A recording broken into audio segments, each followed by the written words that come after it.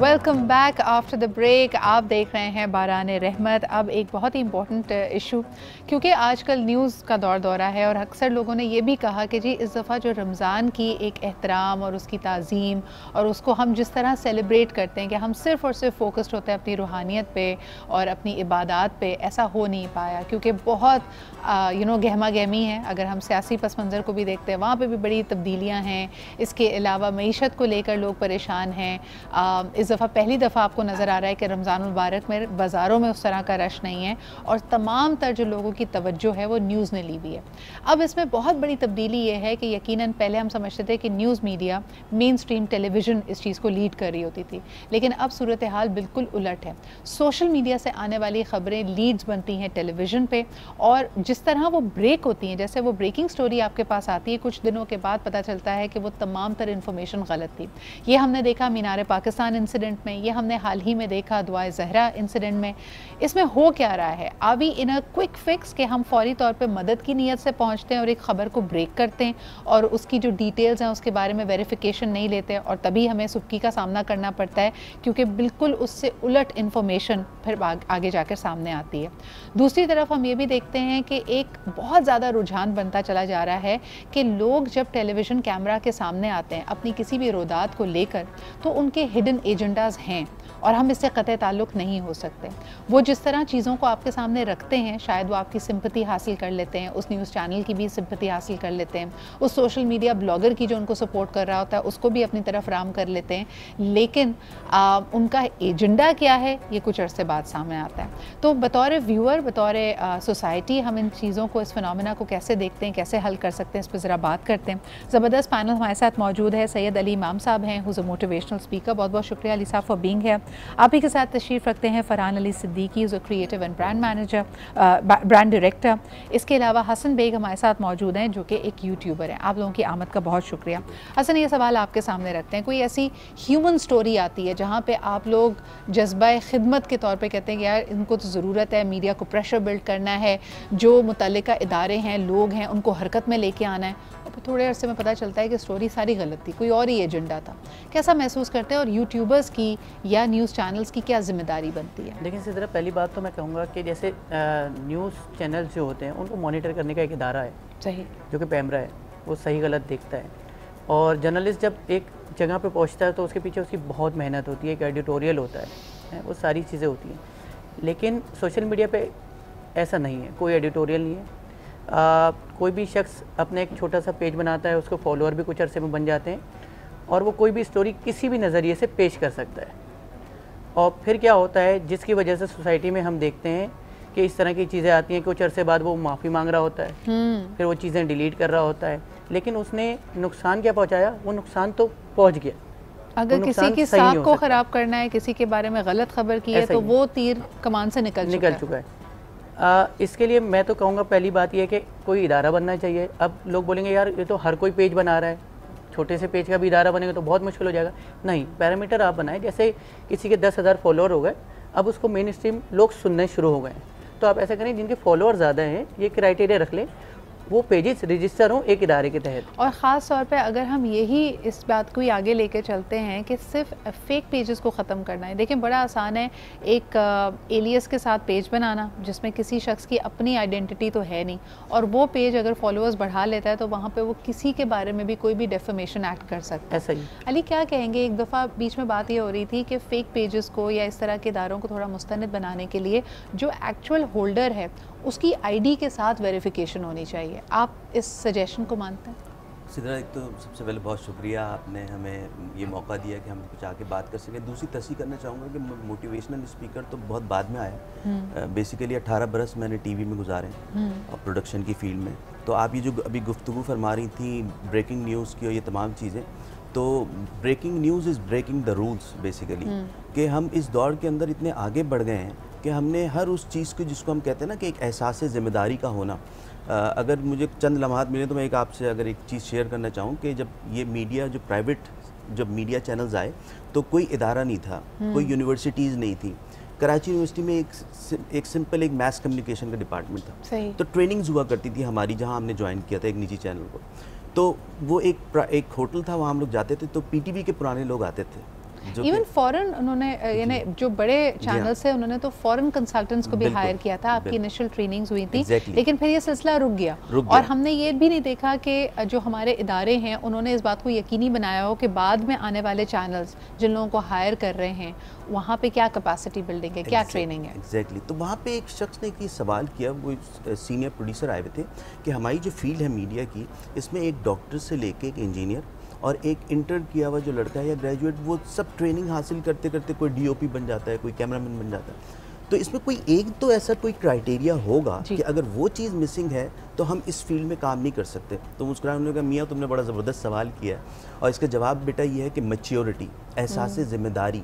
अगर मैं प्रोड्यूसर हूँ और मुझे ये एहसास ही नहीं है कि मैं ये प्रोग्राम जो करने जा रहा हूँ उसको कितने लोग देख रहे हैं, और जो मेरा होस्ट है या जो मेरा जो गेस्ट है उसने अगर एक लफ्ज़ कोई ऐसा अदा कर दिया वो कितने लोगों को नुकसान पहुँचाएगा, तो वो एहसास ज़िम्मेदारी हमारे यहाँ ग्रेजुअली ख़त्म होता चला गया। वो टीवी से निकल के अब सोशल मीडिया में आ गया।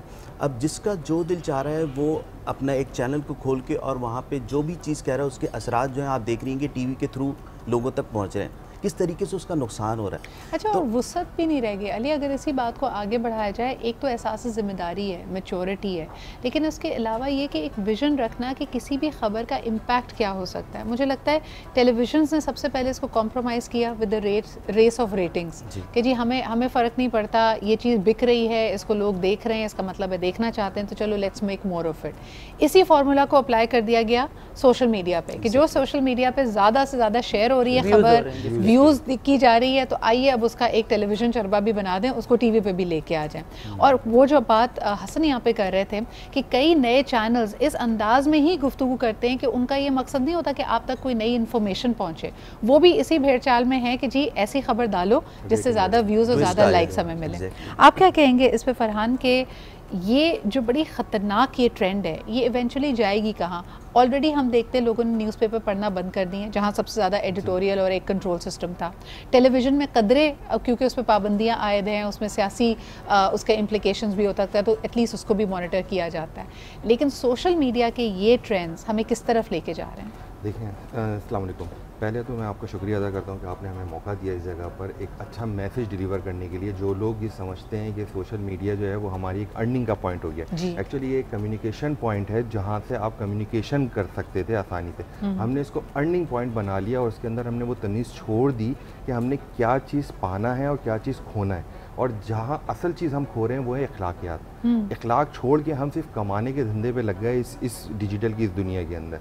जो मेन चीज़ थी वो पीछे रह गई। अब उसमें आती है बात कि जो लोग जिस तरफ जा रहे हैं, देखें हर शख्स को ये है कि मैं एक ब्रांड बन जाऊं, ट्रेंड बन जाऊं और मैं एक अर्निंग के पॉइंट के ऊपर सबसे ज़्यादा हाईलाइटिंग पे आ जाऊं, चाहे वो व्यूज़ हों, चाहे वो आपके डिफरेंट एंगल से कोई भी एक पॉइंट्स हो, टॉपिक्स हो। करेक्ट भी कीजिएगा, मुझे बताएं, इतने लोगों को हम देखते हैं, हर 3 महीने बाद एक शख्स वायरल हुआ होता है, उसकी वजह शोहरत, कभी पार्टी हो रही है, कभी कुछ, इनमें से कितने हैं जो एक्चुअली ब्रांड बनते हैं या इसको मोनेटाइज कर पाते हैं? ये मिथ है मुझे लगता है। सही, असल में हर बंदे को ये है कि मैं फेमस हो जाऊं, फेम हर बंदे के अपने अंदर होता है। कुछ अच्छे तरीके से फेम होते हैं, कुछ सेलिब्रिटी बन के होते हैं, मतलब कुछ अच्छी बातें को इम्प्रेशन छोड़ते हैं जिससे उनके बाद उनकी बातों के बाद वो एक आइडियल बन जाते हैं।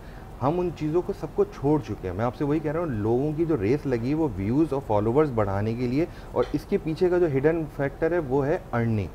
तो हमने अर्निंग को जहन में रखते हुए आज हमारे स्कूल के अंदर बच्चे अपने एजुकेशन को छोड़ के टिकटॉक स्टार बन चुके हैं, मुख्तलिफ ऐप यूज़ कर रहे हैं। हमारे यहाँ तो अभी अल्हम्दुलिल्लाह कराची के अंदर उन ऐप्स के ऊपर नहीं वर्क हो रहा है जितना कि इंटीरियर में और बाकी शहरों के अंदर बेहूदगी को बढ़ा दिया है, और छोटे छोटे बच्चे दिन रात उस पर लगे हुए और एक दूसरे से कंपटीशन कर रहे हैं। वहाँ वो एक दूसरे से ब्रांड बनते हैं, सेलिब्रिटी बनते हैं, और एक दूसरे से जिस कंपटीशन की दौड़ में वो भाग रहे हैं उनको ये पता ही नहीं है कि उन्होंने आगे जाके बड़े होकर बनना क्या है। और उनके बच्चे से अगर पूछा जाए कि बेटा अब आप बड़े होकर क्या बनेंगे, वो दौर ख़त्म हो गया कि हाथ उठाते थे मैं बड़ा होकर डॉक्टर बनूंगा या फला बनूंगा। अब क्या होता है कि मैं टिकटॉकर बनूंगा, मेरे चाचू टिकटॉकर हैं, मेरे वालिद जो हैं वो टिकटॉकर स्टार हैं। या देखिए टिकटॉक गलत नहीं है। फिर वही सवाल है मेरा कि ये एक प्रोफेशन का दर्जा कैसे ले रहा है अली? अगर कोई टिकटॉकर स्टार भी है, उसकी मिलियंस ऑफ फॉलोइंग्स है, मैं अक्सर ये देखती हूँ कि हमारे शो पे कई ऐसे मेहमान आते हैं और बहुत हमारे लिए मोहतरम है कि दे कम इन से कि मेरी टिकटॉक पे मिलियंस की फॉलोइंग्स है। मैं उनको पर्सनली नहीं जानती, मुझे अभी तक समझ नहीं आता कि उनकी वजह शोहरत क्या है। यानी ठीक है, एक हंसाना, एंटरटेन करना, चुटकुले सुनाना एक अलग चीज़ है, या अपने मुख्तलिफ तस्वीर को डालना, लेकिन what is the impact that they are making. एक डॉक्टर ये, और ये प्रोफेशन कैसे हो सकता है अली? ये एक शौक़ तो हो सकता है, प्रोफेशन कैसे हो सकता है? बेसिकली सिद्रा बात ये है कि अनफॉर्चुनेटली अगर मैं थोड़ा सा पीछे चला जाऊँ, जब पीटीवी को हटा दें आप, जब प्राइवेट प्रोडक्शंस आई, तो बेसिकली ऐसा होता है ना कि जैसे पहले माँ बाप होते हैं, फिर बच्चा नज़र आता है और फिर उसकी तरबियत होती है। तो हमने जब आँख खोली ना तो हमने बच्चे को देखा, माँ बाप नज़र नहीं आए। फिर बच्चा जब 10-20 बरस का हो गया तो अचानक से पीछे से कैमरा आया। सही। अब जो एजुकेशन होनी थी, जो आज मैं अगर 16 बरस काम करके जो प्लानिंग पहले जो प्लानिंग होनी थी वो नहीं हो पाई। बस एक होता है ना कि ऑटो पे छोड़ दिया आपने। हमारे यहाँ पैनल पे कुछ लोग जो हमारे स्विचर्स पे बैठे होते हैं, जो हमारे जो प्रोड्यूसर हजरात हैं, वो जब वो आदी हो जाते हैं तो वो ऑटो पे चल रहे होते हैं ना। आप एक सिंपल सी चीज़ देखें कि पीटीवी में, बिकॉज मेरे वालिद का ताल्लुक पीटीवी से रहा और 35 साल he was a drama director and producer. Minimal आपको, आप जिस शोबे से आपका ताल्लुक है, अगर आप ड्रामा प्रोडक्शन में जा रहे हैं तो आपको लैंग्वेज का या किसी चीज़ में आपके डबल मास्टर्स होने चाहिए थे। You must have read literature. फिर आपकी ऑन द जॉब ट्रेनिंग होती थी। पीटीवी उस ज़माने में यकीनन बाबा लोग, मुझे याद है जर्मनी, यूके, मलेशिया, वहाँ पे जाके वहाँ के स्टेट चैनल्स के साथ कोलैब करके ये लोग ट्रेनिंग्स किया करते थे। तो एक शख्स जिसको आप डायरेक्टर या प्रोड्यूसर का रुतबा देते हैं, उसको खुद भी वो इतना ज़बान पे उबूर होता था कि वो मिस प्रोनाउंसिएशन को देख सकता था। फिर उसको ग्रिड पता होता था कि क्या मुहज़्ज़ब है क्या नहीं। इस वक्त हमारे न्यूज़ चैनल्स, बड़े बड़े न्यूज़ चैनल्स के जो टिकर्स चल रहे होते हैं, उसमें हम देखते हैं ग्रामर की गलती, पंक्चुएशन की गलती, ऐसे ऐसे अल्फाज अदा किए जा रहे होते हैं जो मुहज़्ज़ब नहीं हैं, जो यकीनन हमारी कानों को चुभते हैं, लेकिन हमने उनको बोल बोल कर we have made them common. अब दबंग जैसा लफ्ज़, यार जैसा लफ्ज़, my father still get cringes. अगर वो टीवी देख रहे होते हैं वो परेशान हो जाते हैं कि किस किस्म की ज़बान इस्तेमाल की जाती है। हमें डांट पड़ रही होती है कि तुम लोग कैसे बात करते हो, लेकिन I don't know what is to come. और आप लोग अगर ये शो देख रहे हैं तो ज़रूर इस पर बात कीजिएगा। We are going to come back to the stories. कुछ कहानियाँ जो आप तक आती हैं इस अंदाज़ में आती हैं कि आपका दिल पसीज जाता है, आप लोगों की मदद करने के लिए दौड़ते हैं, आप अपने माशरे पे लान तान करते हैं कि भाई मीनार पाकिस्तान जैसा वाक़या, अफसोसनाक वाक़या, हमने कहा जी हो क्या रहा है। और फिर उसके बाद जब उसको रिविज़िट किया जाता है तो पता चलता है कि सूरत हाल और मामला बहुत मुख्तलिफ था। Again can not blame people, लेकिन जी बग़ैर मुकम्मल जानकारी के, बग़ैर मुकम्मल इन्फॉर्मेशन के जब हम ख़बर को आगे बढ़ाते हैं, बग़ैर तस्दीक के, तो उसके क्या इम्पैक्ट सोसाइटी पे पड़ते हैं। Let's talk about break. अगर आपको याद हो 90s के एंड में, अर्ली 2000s में जितने हमारे पाकिस्तान के न्यूज़ मैगज़ीन्स होते थे, न्यूज़ वीक एट्सेट्रा, उसमें ये बात की जाती थी कि क्या पाकिस्तान में एक लीडरशिप डेफिसिट है। और इसकी वजह ये थी कि हम देखते थे उस वक्त की जो सियासी जमातें हैं, पाकिस्तान पीपल्स पार्टी, PMLN, कोई भी अपना टर्म मुकम्मल नहीं कर पा रहे होते थे। एक अदम एतमाद की फ़िज़ा, और माशाल्लाह आज भी वही ताजी है, लेकिन उस वक्त भी आ जाती थी। And no prime minister was ever able to complete their term. तो उस वक्त ये बड़ी बात की जाती थी कि क्या पाकिस्तान में लीडरशिप डेफिसिट है। और इसकी इतनी गलत मैनिफेस्टेशन थी। यहाँ पे फरहान, अली सब मौजूद हैं, I am sure you can recall a time Ali, कि एक वक्त में लोगों ने कहा था कि पाकिस्तानी सोसाइटी के पास रोल मॉडल्स भी नहीं हैं। और जब तक पाबंदी नहीं लगाई थी पेमरा ने, पाकिस्तान के ब्रांड्स को इंडियन स्टार्स इंडोर्स किया करते थे। उन्होंने कहा कि जी फॉलोइंग ही नहीं है, हम किसको लाएं, हमें शाहरुख खान, करीना की, इन सब की ज़रूरत इसलिए क्योंकि आपके लोग अपने लोगों को फॉलो नहीं करते। और अब वक्त ये आ गया है कि हमने जो सेलेब्स क्रिएट किए हैं उनको भी हम नहीं जानते, वो भी टिकटॉक स्टार्स हैं। तो ये have we come a full circle, हम 180 डिग्री शिफ्ट पे आए हैं। आप इसको कैसे देख रहे हैं? असल में सिद्रा बात यह है कि जहाँ कहीं पे भी एक प्रॉपर एजुकेशन नहीं होगी ना, किसी भी चीज़ का आप फ्रेमवर्क तैयार करते हैं, अगर वो नहीं होगा और आप वैसे ही मैदान में निकल पड़ेंगे तो ये इस तरह की खराबियां आपको नज़र आएंगी और ग्रेजुअली वो इतनी बढ़ेंगी कि आपके कंट्रोल से आउट हो जाएंगी। जिस तरह से अभी हम रिसेंटली हम देख रहे हैं, जिस तरह की खबरें आ रही हैं, हर कोई बैठ के उसको एक छोटा सा एक डिवाइस है जिसको हम मोबाइल फ़ोन कहते हैं, और उसने वीलॉगिंग शुरू कर दी और अपनी बात कहनी शुरू कर दी। हसन ने कहा ना कि चले टीवी में तो फिर भी एक एडिटोरियल कंट्रोल था ना, आप वहाँ पे लोग हुआ करते थे, हम जो हमारा सरकारी टीवी था हम बात कर रहे थे कि वहाँ पे किस तरीके से चेक एंड बैलेंस था, अकाउंटेबिलिटी थी, लोग सिखाने वाले मौजूद थे। आज सिखाने वाले मौजूद मैं कहती हूँ सिखाने वाले ना भी हों, एक खौफ था, एक ग्रिड था, एक तहजीब का दायरा था कि ये चीज़ दिखाई जा सकती। और कौन से मौज़ूआत है, मैं समझती हूँ PTV के और हमारे ड्रामा इंडस्ट्री के देखें, बोल्ड से बोल्ड मौज़ूआत, सबसे मुश्किल सब्जेक्ट्स को, इशूज़ को लेके चलें। हसन, आज के नौजवान रोल मॉडल कौन है इनका? इस वक्त मेरे ख्याल में 3 फिल्म्स आने वाली हैं पाकिस्तान की, जिनकी भरपूर प्रमोशंस चल रही हैं। वो कॉलेजेस में भी जा रहे हैं, मॉल्स में भी जा रहे हैं। दूसरी तरफ टिकटॉकर्स, इन्फ्लुएंसर्स हैं, ऐसे इन्फ्लुएंसर्स भी हैं जो 20,000 की फॉलोइंग से लेके 20 मिलियन तक के हैं। क्या इन्फ्लुएंस है इनका और क्या वाकई इनको एज रोल मॉडल्स देखती है हमारे यूथ? लेकिन सबसे पहले तो आपने बोला पाकिस्तान में 3 फिल्में आने वाली हैं, मुझे एक का भी नहीं मालूम। सही है। अच्छा, क्योंकि वजह यही है ना, क्योंकि हम लोगों ने एक तो सिनेमा को डेवलप नहीं किया जिस तरह से। अच्छा, ये जो इन्फ्लुएंसर का वर्ड आपने यूज़ किया ना, देखिए इन्फ्लुएंसर का मतलब है बहुत बड़ी जिम्मेदारी। लेकिन हमारे यहाँ इन्फ्लुएंसर कौन है? वही वो जो एक ऐप में चलते हुए जाते हैं, म्यूज़िक लग जाता है। अच्छा, इससे और ज़्यादा बिगाड़ मैं आपको एक बात बताता हूँ कि आजकल एक चीज़ चली नई, डेली व्लॉगिंग के नाम से। उसमें क्या होता है, एक यूट्यूबर जो है वो डेली व्लॉग बनाता है और कुछ भी वो जो उसकी रोज़मर्रा की ज़िंदगी है, उसमें ये होता है कि वो अपनी बेगम को भी उठा रहे होते हैं सोते हुए, सही है, वो अपनी बहन के साथ भी मजाक कर रहे होते हैं, खाना अम्मी बना रही हैं उसके साथ भी मजाक हो रहा है, उसमें दुपट्टा कहीं है, कमीज़ कहीं है, पजामा कहीं है, लेकिन वो चीज़ें दिखाई जा रही हैं। फिर वो जो एक क्लिक बिट होती है जिसको थंबनेल भी कहा जाता है, थंबनेल पे वही पोस्टर लगाते हैं जो अट्रैक्टिव हो। और पहले हम लोग ऐसी चीज़ों को, घर की बातों को, घर की औरतों को मायूब समझा जाता था कि ना बताएं। लेकिन अब वो चौकीदार भी बैठ के देख रहा है, वो मोहल्ले का ड्राइवर भी देख रहा है, वो तंदूर वाला भी देख रहा है, और लोग इसको अच्छा समझ रहे हैं। तो what happened to the concept of personal life and privacy Farhan? क्या हुआ इसको?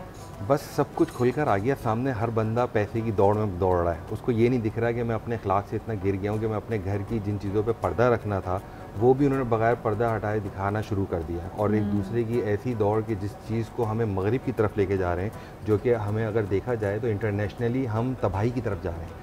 हम उस तबाही की तरफ जा रहे हैं जो उन्होंने हमें टूल्स दिए और हम खुदकुशी करने जा रहे हैं।